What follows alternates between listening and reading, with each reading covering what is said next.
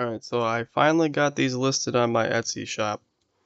If anyone's interested, there'll be in a link below that I'll have in there for you guys if you feel like buying one. It's up to you, no pressure. But yeah, I spent a lot of time and effort on these. They're pretty well perfected now.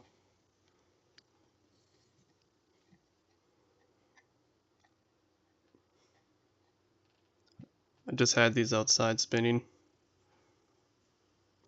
Just brought them in.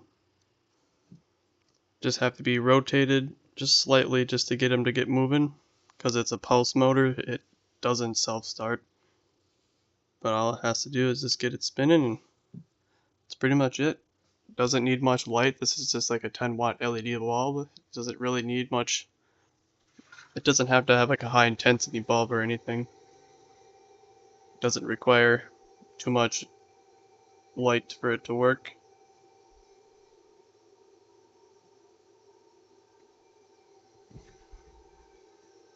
Pretty simple. 4-volt solar cell, a little storage for, or a capacitor for storage, 6 neodymium half-inch by quarter-inch magnets, and about 300 turns, 12 different coils. They're alternating, so north-south to the north-facing magnet on the rotor, so it pushes and pulls each time it pulses.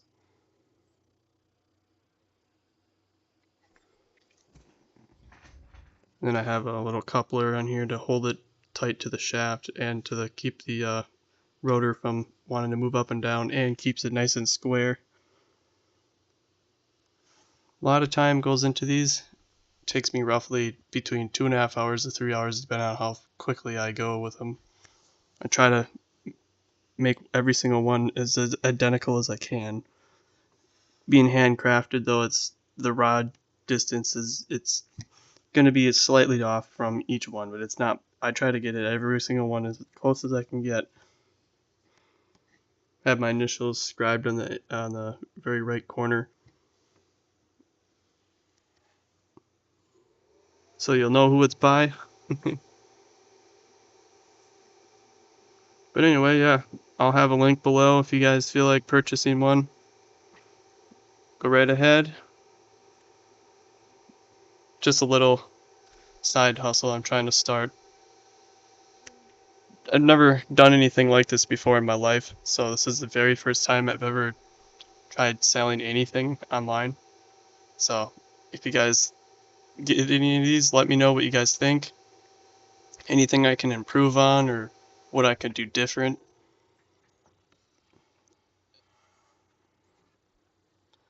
So you can see how this one spins a little faster than this one, and that's mostly due to the fact that the gap difference from the top magnet is probably a little closer because it has a little bit less friction. So this one has the capability to spin a little bit faster. Also, the angle from the light is more direct actually on this one. That is also a factor. So I bet you if I push this in closer towards the light angle, it'll probably spin. It'll probably spin up. I got 8 in boxes right now ready to go. I am gonna double box these just so they don't get damaged from shipping. I don't know, I hear nightmares from shipping, so I gotta make these things indestructible to be shipped. And they're not like delicate by any means. I mean, it is plexiglass, and I mean, they are pretty sturdy. I'm not gonna lie, they are really sturdy. Like, but impact.